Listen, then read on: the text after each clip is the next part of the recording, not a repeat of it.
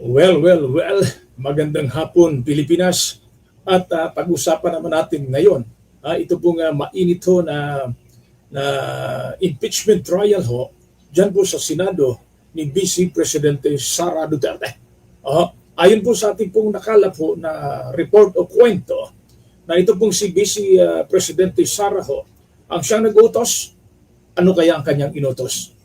Isang mabigat ho na pahayag ang umalingaw-ngaw sa pagitan ho ng sa pagdinig matapos sabihin ni dating Office of the Vice President Special Disbursing Officer Gina Acosta na ito hong si Vice Presidente Sara Duterte mismo ang nag-utos sa kanya na i-release ho ang 125 million peso kay Colonel Raymond Dante La Chica. Inamin ho mismo nitong si dati hong Special Disbursing Officer ho na si Gina Acosta sa nasabi hong pagdinig dyan po sa Senado, dito po sa makasaysayan na impeachment trial ng pangalawang Pangulo sa ating bansa. Well, bago ho tayo magpapatuloy sa ating pong talakayan sa hapon na ito, nais ko lamang hong makiusap sa inyo. Paki-comment na lamang ho kung meron ho kayong mga gustong i-comment dito po sa ating tinatalakay. Sa hapon na ito, meron po tayong 4 na topic ho na ating pong pag-uusapan. Isa na ho rito, ito pong pag-uutos ho nitong pangalawang Pangulo ho, na para ho ibigay yung halagang 125 million.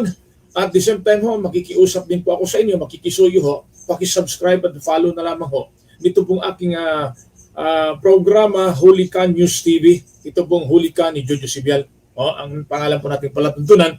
At paki-share na lamang din po sa ating pong sa ito pong ating programa ngayon, paki-share na lamang din po upang mapanood din ho ng ilan po nating mga kababayan dito sa ating bansa, maging sa labas ng bansa. Okay, ito ho ang salaysay ho. Ito ho ang salaysay ni Acosta na may direktiba ho. May direktiba mula sa kaniyang head of agency na kapag na-encash na ang cheque, kailangan niyang i-release ang pera kay Colonel La Chica na inilarawan ho bilang security officer na itinalaga ho sa Office of the Vice President. Dito ho, naging diretso ang tanong ng private prosecutor na si Attorney Amando Ligutan. Sabi ho dito ni Attorney Ligutan, isa ho sa private lawyer ho ng prosecution, sabi ho dito, sino ang nag-utos sa iyo na ibigay ang halagang 125 million na pera, kaso ito, sa isang security officer? Yun po ang kanya pong, ito po yung katanungan na sinagot naman ho direkta. Ang sagot ho ni Acosta, ang nag-utos po sa aking i-release ang 125 million peso ay kay La Chica ay si Ma'am Sara Duterte. Diretsa niya hong sinagot ho yan. Mainit ngayon yan. Kung napapanood po ninyo ang impeachment trial, well, mapakinggan ninyo ang testimonya doon po sa katanungan ni Atty. Ligutan kay Acosta, na dati hong empleyado nito pong Office of the Vice President, dati pong empleyado ni Vice Presidente Sara Duterte. Ito ay mabigat ho ang aligasyong ito sa kanya pong pag-amin dito po sa katanungan. Pero sa isang demokratikong lipunan ho, ang paratang ay hindi automatikong katumbas ng pagkakasala. Ang mahalaga ngayon ay mapatunayan kung ano talaga ang nangyari. Sino ang nagbigay ng direktiba? Saan ang galing ang pondo? Paano ito inilabas at saan napunta? In fairness naman para maging patas tayo dito, ang programang itong Hulika ni Jojo Sibial o ang palatuntunang Hulika ni Jojo Sibial dito sa aking pong Hulika News TV at ganoon din po sa YouTube channel Hulika ay bukas po ito para naman ho sa panig ho ng ating pangalawang Pangulo. Kahit ho sino sa kanila, pwede ho silang magmensahe sa akin.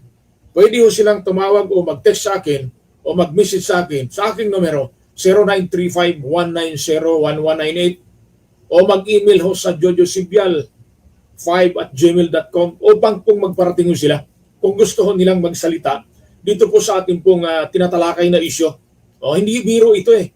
Ang 125 million, malaking halaga ito. At pera ito galing sa buwis ng taong bayan. Ito ha. Pero sa isang, ang 125 million na cash, hindi ito maliit na halaga.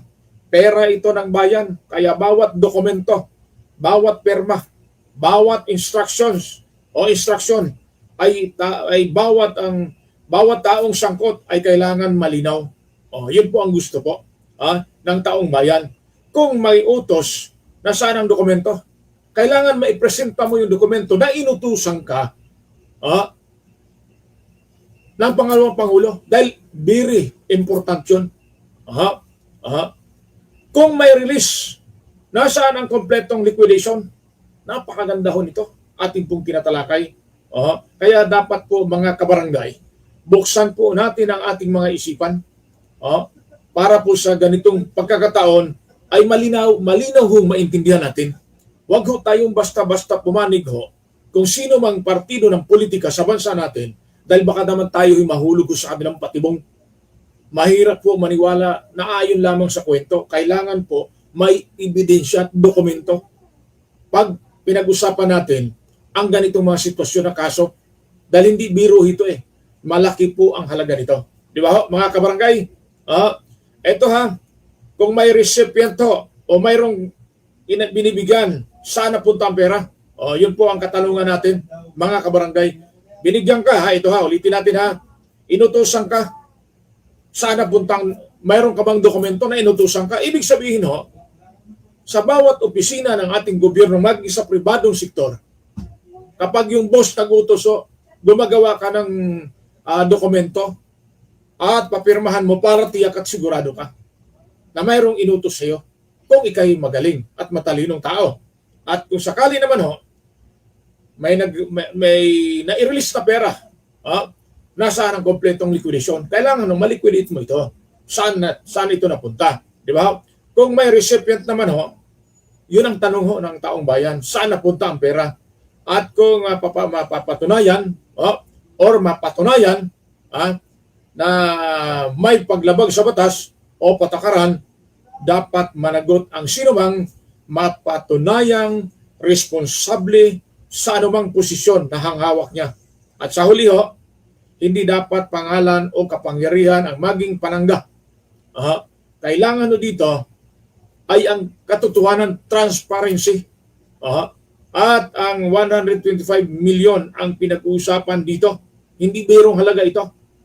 Kaya mga kababayan ko at mga kabarangay, ang ating pong tanong ng taong bayan, may malinaw bang sagot kung saan napunta ang bawat halaga ng pera o ng peso? Yun ang ating pong alamin sa mga darating na araw. Kaya po ako po'y natutuwa. Nagkaroon po ng malayang talakayan, nagkaroon po ng malayang investigasyon, o nagkaroon po ng malayang impeachment trial dyan po sa Senado. Ang pag-asa na lamang po natin dyan, yung kanila pong mga political colors ay magbago, na ang kanila pong atensyon ng bawat po hurado, ng bawat po senator judges ay nakatuon po sa isyo, sa topic, hindi po nakatuon sa kanila pong partido. Kapag ang isang bagay ay ang kanila pong laman ng kanilang kaisipan, ay para sa isang tao lamang, malabo na magkaroon ng maayos at maliwanag na trial dyan po sa Senado, sa sinasabi pong impeachment trial. Yun Kaya nga dyan naman po dito naman po tayo sa lalawigan ng Albay o sa Region 5 at nakita niyo sa inyong screen, yan po ang Police Regional Director ng nasabing region, Bicol Region ito. Mayroon po nga sinasabi riyan na sa lalawigan ng Albay ay talamak daw ang weteng. Ito'y ating katanungan. Ito po'y ating topic ngayon. Ito po'y ating pag-usapan ngayon. Kung totoo ba ito, mga kabarangay, lalo na po, most especially sa aking pong mga kalugar o kabarangay, dyan po sa probinsya ng Albay. Mga Uragon dyan, Diyos maray na hapon, tabi sa Inugabos. Ako po'y magtatanong lamang po sa inyo dahil ako po'y narito sa Metro Manila na hindi ko na po alam kung ano po ang mga nangyayari sa ating pong lugar dahil medyo may katagalan na rin bago ako nakauwi. Kaya po kumakatok ako sa inyong mga puso't isipan kung itong aking tinatalakay ay totoo o hindi. Bukas po ang aking palatuntunan upang pag-usapan po natin ito pong aking tatalakayin sa hapon na ito. Kung gaano katotoo ang issue po ng weteng sa probinsya na ito po nga si alias Kap Nemo nag-warp up na. Si Kap Nemo sa isang press conference isiniwalat niya ang umano'y pagkakasangkot ng 2 politiko at 2 big-time contractor sa operasyon ng weteng sa Albay. Isiniwalat ito. Kumbaga ibinulgar dito pong si Kap Nemo ang illegal na weteng operation sa probinsya ng Albay. Magandang hapon po kay Gobernador, Albay Governor Noel Rosal. Magandang hapon po sa inyo. At sa kanila naman pong Provincial Director, Police Provincial Director. Magandang hapon po sa inyo, mga sir. Sa mga mayor naman dyan o sa mga barangay chairman, magandang hapon po sa inyo, mga kabarangay ko. At most especially, ang nalalapit na magretiro na may pabaon pa. Ito pong si Police Brigadier General Miranda, sir. Magandang hapon po sa inyo. Ang ganda po ng ngiti ninyo dito po sa inyong larawan.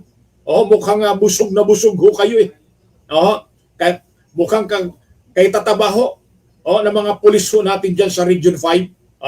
Ito ako'y nagtatanong lamang sir Huwag kayong magalit at mapikon sa akin. Di ba sabi ninyo, kailangan pag-usapan ang mga bagay kung ano man po ang issue sa inyo pong area of responsibility. Di ba sir? Kaya ngayon sir, kinakatok ko po ang inyo pong tanggapan upang panuurin o pakinggan itong aking programa, itong aking palatuntunan, upang makarating ito sa inyo kung gaano ba talaga katotoo na mayroon daw pong di umano'y 2 politiko at 2 big-time contractor sa operasyon ng weteng sa Albay. Ayon po yan kay Kap Nemo. Sino po ba ito, Sir General? Si Kap Nemo ng Albay, ng probinsya. Mabigat ang paratang ni Kap Nemo. At ito po, ayon po sa kanya, buong puso niyang tinulungan at pinatakbo ang umano'y weteng operation. Inamin pala niya General Miranda, huwag kang tumanggi. Huli ka, General Miranda. Ito ngunit matapos mapakinabangan ang kaniyang kaalaman at serbisyo, ay bigla rin siyang tinanggal. Totoo ba ito, General Miranda, sir? Ang ganda ng advokasya na iiwanan nitong si Police Regional Director ng Region 5, si Police Brigadier General Miranda, para sa kanya pong mga kabarong pulis, kapwa niya uniformadong pulis, dahil may maiiwanan siyang malaking halaga na kanya na po itong kinurot. Ayon po sa ating source, sabi nga dito, eka nga pinaakyat sa puno ng papaya, pagkatapos ay tinagpas ang puno. Kumbaga umakyat siya sa puno ng nyug Habang umaakyat, pinutol yung nyug, di tumba. Kasama siyang natumba o nalaglag. Kumbaga inilaglag siya. Yun po ang punto ron.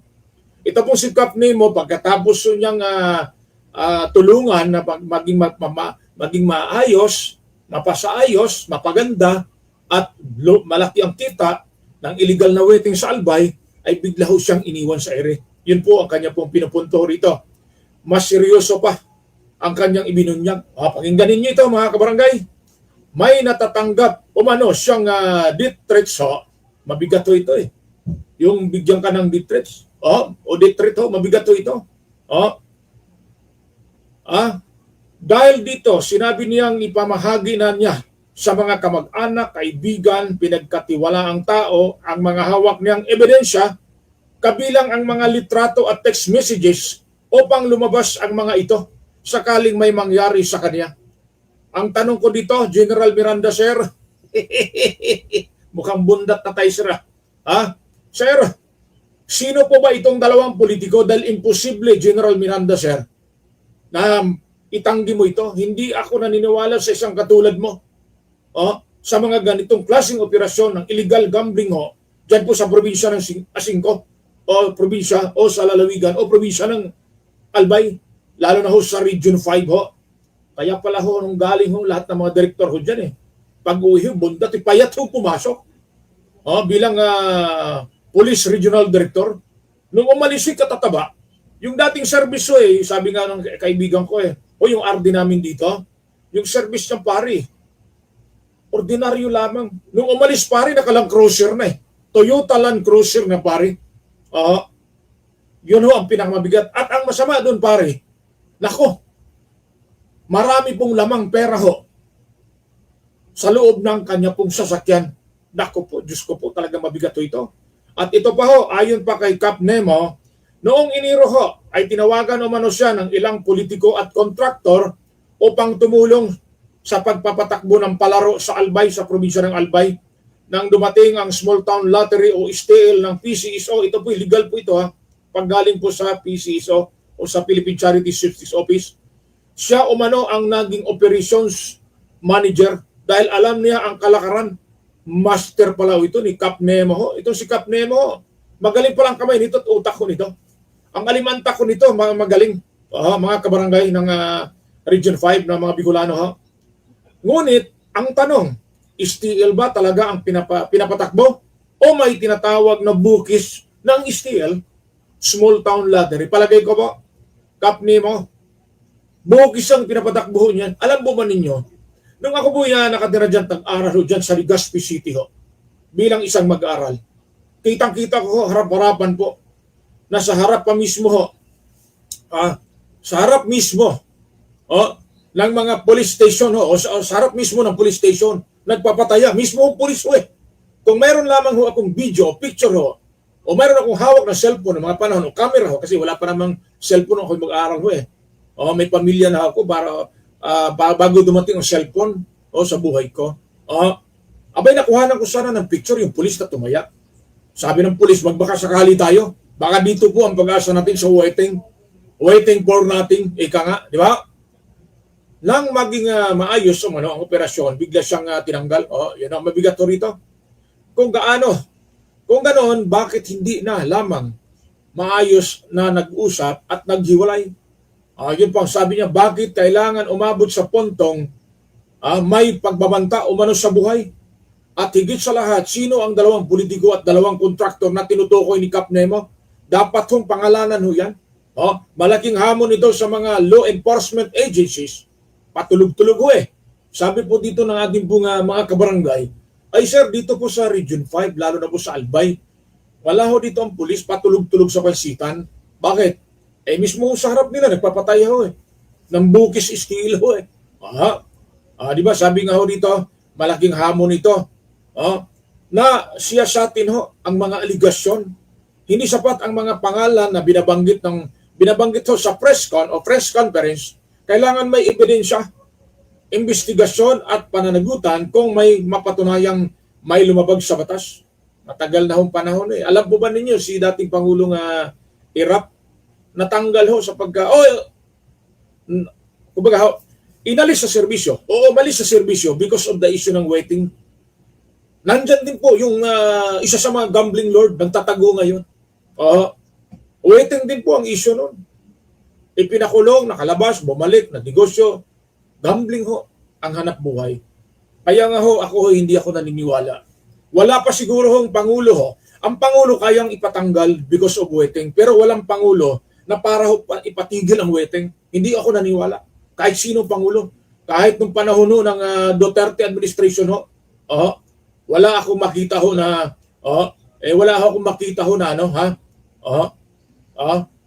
Denver, ano yon? Ano po, bali yung kala press review po pwede bukas po kasi mahabo Sige, bukas na lang. Okay. Ingat. Okay na po yung karami tsaka yung LT. Okay, sige, ingat ka. LT Parbe, silipin mo kung kaya pa. Sige po. Okay, thank you. Okay. Balik ko tayo. Naputulo tayo dahil bigla akong tumawag yung ating pong kasamahan. Naghatid ho ng mga padyaryo sa iba't ibang opisina. Baha po sa Quezon City Hall, Sabi po ng ating pong kasamahan, kung may hawak ngang dokumento, larawan at mensahe si Kap Nemo, panahon na para suriin ito ng mga otoridad. Ito po yung isa ho sa pinakamagandang maimbestigahan ng Kongreso at Senado. Ang tanong, kaya ba ng Kongreso at Senado ay kakampi ho nila yung politiko? Paano ho maimbestigahan ng dalawang politiko at dalawang kontraktor na baka kakampi nitong mga politiko ng mga congressman at senador ng ating bansa? Ano kayang masasabi dito ng ating Pangulong Marcos? Kawawa ho ang ating Pangulo Harap-harapan po parang sinampal ho. At kung may detrite nga dapat din nga seryosong tugunan ang kaniyang seguridad, hindi dapat maging kapalit ng pagsasalita ang buhay ng isang taong nagsasabing may nalalaman tungkol sa illegal na operasyon ho ng wetting dyan po sa probinsya ng Albay. Alam ho ninyo, simula ho maupo itong si Governor Noel Rosal, yung Noel Rason reporter ko yun Noel Rosal, ito na po ang sumalubong na isyo sa lalawigan ng Albay, sa probinsya ng Albay. Governor Rosal sir, Governor Rosal sir, ano kaya ang masasabi mo rito? Bilang isa po sa pinakamataas na opisyal sa probinsya ng Albay, mayroon po kayong kapangyarihan upang alamin ang punot dulo nito. Mayroon din kayong kapangyarihan upang sampahan nyo ng kaso at maipakulong itong mga Poncio Pilato na involved po sa waiting sa iyong nasasakupan. O dili naman kaya, Governor Rosal, ay may kinalaman ka rito. Nagtatanong lamang po ang inyong lingkod, si Jojo Sibial. Jojo Bo Sibial. Kaya nga po naging Bicolano ako because sa Bo. Governor Rosal sir, nagtatanong lamang po ako, kilala mo ba itong dalawang politiko na sinasabi ho ni Kap Nemo na involved po sa wetting operation dyan po sa iyong probinsya? Yan po ang iwanan ko pong katanungan sa inyo sir.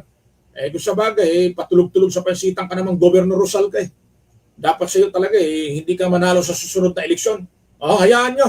Mangangampanya ko riyan. Napakaraming katanungan ho. At ngayon, ang bola ay nasa kamay na ho ng mga otoridad. Ang tanong, kakayanin ba ng ating mga pulis na para po isurveillance nila at hulihin ito? Palagay ko hindi kaya. Magandang hapon po kay PNP Chief Police General Jose Melencio Nartates Jr. Sir, kaya ba ito? O kaya mukat, sir? Yun ang tanong ko, sir. Kaya ba o kaya mukat lamang? Pero isang bagay lamang ho, mga sir, sa probinsya ng Albay. Isang bagay lang ho ang malinaw ho rito. Kung may wetting na patuloy na mayagpag ho, sino ba talaga ang protector at sino ang kumikita? Hindi ho mag-ooperate dyan, General Miranda, sir. Kung hindi po o kung wala pong basbas sa inyong dalawa ni Governor, kaya Governor Rosal, ayon po sa ating pong nakalap na impormasyon, ay isa ka rito. Ganun ka rin, General Miranda, sir. Kaya nga nung pumasok ka sa Region 5 bilang Regional Director o RD abay ang payat pa ninyo, sir, nung panahon na yun. Ngayon, ang taba na ho ninyo Isang larawan ho, 4 na proyekto, atin naman pong pag-usapan ito. Ito pong lungsod o sa syudad ho ng Taguig. Mainit itong pinag-usapan. Ito yung sinasabi ho ni Senador Panfilo Lacson regarding po doon sa proyekto na bilyon po ang halaga ng nakuha pong proyekto. Yung halaga po nito, bilyon ng mga Cayetano siblings. Ito po yung kwento. Sabi nga ho rito, kung totoo na iisa lamang ang larawan na ginamit sa 4 na magkakaibang flood control project sa Taguig City, hindi ba dapat itong tignan ng mabuti? Ito. Pakita natin. Pero ito hoy, party lamang. Itong picture na ito, hindi ito flood control. Party lamang po ito sa mga ilog ho. At hindi rin, ito ipakita ko lamang bilang halimbawa. Hindi po ito sakop po ng Taguig. Linawin ko ito mga picture na ating pong ipresenta ho dyan. Credit to the owner of this mga picture. Hindi ko po ito pag-aari. Kaya pasalamatan po natin ang mga may-ari po nito. Maraming salamat po sa inyo. Okay? Sibat ka na dyan, General Miranda, sir. Lumayas ka. Hindi na kita kailangan. Sa isang proyektong pinupunduhan ng pera ng taong bayan, mahalaga ang transparency. dapat malinaw kung saan isinigawa ang proyekto, magkano ang halaga, sino ang kontraktor, kailan ito natapos at higit sa lahat, may actual bang ebidensya na naisagawa ang bawat proyekto. Yun po ang magandang katanungan dito po sa ating tinatalakay. Dapat ho ganun ang pagtatalakay ho ng mga issue. Dapat alamin ho kung ano ang nangyari, saan, kailan, at alin. Di ba ho? Kung magkakaiba ang proyekto, bakit isa ang larawan ginamit bilang patunay? Hindi po itong larawan ito. Pasintabi po. Ginawa ko lamang ho yung ehemplo. Hindi naman agad nangangahulugan na may anomalya. Ibig sabihin, tilalakay natin ito, isang larawan lamang sa 4 na proyekto, hindi nangangahulugan na mayroon ho kaagad na aktual na pagkakasala ho dyan po sa Taguig City ang mga politiko ho riyan. Linawin ko ho.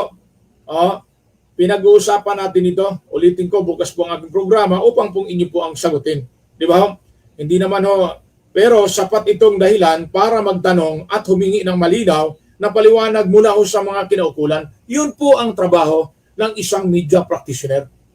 Ang isang media practitioner ay nasa gitna lamang po yan. Sinasabi, kinikwento ang topic o ang issue. At kailangan din po natin makuha din po yung panig ho ng ating pong pinag-uusapang issue para ho maging patas ho tayo rito. Kaya ulitin ko ho, para ho sa kaalaman po ng pangkalahatan, ang aking pong palatuntunan ay bukas po sa inyo. Ang pera sa flood control ay pera ho ng taong bayan. Yan po ang buwis ng taong bayan na ginamit po sa mga proyekto, pang sweldo ng mga damuhong ito.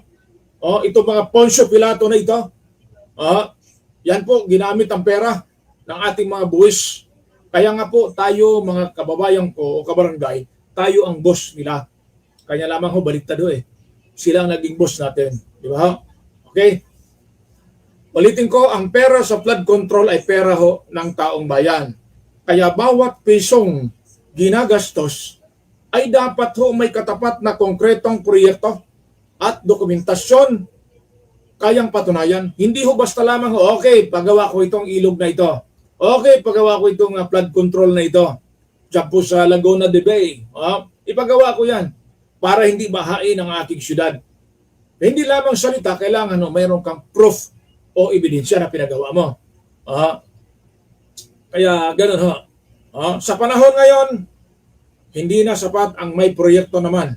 Dapat makita ho at mapatunayan at magkaroon po ng audit. Nandyan papasok ho. Diyan papasok ho ang Commission on Audit. Magandang hapon po mga taga-kuwa. Kumusta na kayo, kuwan? Mga kuwa, ano na po ang balita sa inyo mga taga-kuwa? Kung 4 ang proyekto, bakit parang iisa ang mukha ho ang picture ho nito, okay? Yan o. Last and foremost, sa hapon na ito, mayroon po akong dapat i-share lamang po sa inyo, Land Transportation Office. Land Transportation Office. LTO personnel ho, nalasing at sangkot ho sa hit and run, kulong at sibak sa pwesto. LTO chief, ipinag-uutos ang agarang pagbawi ng lisensya at habang buhay na diskwalipikado sa pagmamaneho. Agad na ipinag-utos ni Land Transportation Office Chief Assistant Secretary Marcos Lacanilao ang pagsasagawa ng kaukulang legal at administratibong aksyon laban sa isang kawani ng LTO Quezon City District Office. Nako po, Diyos ko po. Bukas po magkaalaman ho ito. Kung gaano katotoo ito. Nasangkot sa isang hit and run incident sa Antipolo City noong gabi. Nang Agosto 14 ho. Agosto 17 na matagal-tagal na ho ito. Batay sa paunang impormasyon, nakarating sa ahensya o sa tanggapan ho ni LTO Chief. LTO Chief. Ang nasa ahensya, sangkot ang naturang empleyado sa insidente kung saan isang sasakyan ang nakabangga ng mga pedestrian bago umalis sa lugar. Inuulat din na nakainom ang driver ng nangyaring insidente. Dahil dito ay pinag-utos ni LTO Chief ang agarang pagbawi ho ng driver's license ng sangkot na driver at ang habang buhay na pagdiskwalipika sa pagguha ng anumang uri ng driver's license alinsunod sa magiging resulta ng kaukulang proseso. Walang puwang sa Land Transportation Office ang lasing na nagmamaniho. Hit and run, lalo na hit and run at anumang kilos na naglalagay sa panganib sa buhay ng publiko. Lalo na kung ang sangkot ay mismong kawani ng ahensya na inaasahang nagpapatupad ng batas. Hindi siya bibigyan ng espesyal na trato kung kinakailangan siyang managot sa batas at mawalan ng trabaho. Ipatutupad natin, ayon po kay LTO Chief. Ito, walang palakasan at walang pagtatakip sa kanila pong ahensya. At tiniyak naman ni Assistant Secretary Nakanilaw na mahigpit nitong pananagutan ang sinumang mapatutunayang lumabag sa batas at mga umiiral na regulasyon kabilang ang mga kawani ng ahensya. Muling pinalalahanan ni LTO Assistant Secretary o LTO Chief ang lahat ng motorista na mahigpit na ipinagbabawal ang pagmamaniho habang nasa impluwensya ng alak at iba pang nakakalasing na sangkap. Ano man ang nangyari sa kalsada, hindi kailangan katanggap-tanggap ang pagtakas sa pananagutan matapos ang isang aksidente. Ito, ulitin ko. At Assistant Secretary Marcos Nakalinaw, sir. Ang tanong ko, sir, meron ba kayong yung alcohol test? Para malaman talaga kung ang isang tao ay lasing o under the influence of liquor? Yun po ang aking katanungan. Baka naman puro na lamang tayo kwento, pero wala pa tayong materialis puertes o mekanismo na nagsasabi na ang isang tao na nagmamaniho ay under the influence of liquor, lalo na yung mga lasing, dahil napakarami ko pong nakikita. Kung mayroon lang akong direktang numero sa inyo, sir, baka i-text ko kayo o i-message ko kayo na mayroon din sa lugar na ito. Sa amin pong pahayagan na Huli Ka Dyaryo, weekly edition, mayroon pong isang kulong roon, ni Metro Watch, ang kanyang pangalan ng kulong, si Paulo Flores, na kumari sir. Di bali bukas kung ako'y matuloy yan, ibubulong ko sa inyo, sir. Mabigat itong problema sa Quirino Highway, Novaliches to Blumentritt, Novaliches to Balintawak. Matindi ang mga tsuper dyan. Pasintabi walang personalan, mga kabarangay. Trabaho lamang po tayo. Dahil ang gusto ko po, yung kaligtasan ng mga motorista, ng lahat ng motorista at mga sakay nitong pampublikong sasakyan. Isang mapayapa at magandang hapon po sa ating lahat. Diyos mabalos at mabuhay ang masang Pilipino. Daghang salamat sa inyong tanan. God is good all the time. To God be the highest glory. God bless. Bukas magkita-kita muli tayo para sa iba naman pong edisyon ng ating pong programa Huli Ka ni Jojo Sibial dito lamang sa Huli Ka News TV at Huli Ka TV, ating YouTube channel. Maraming salamat. Magandang hapon. Bye-bye. Thank you.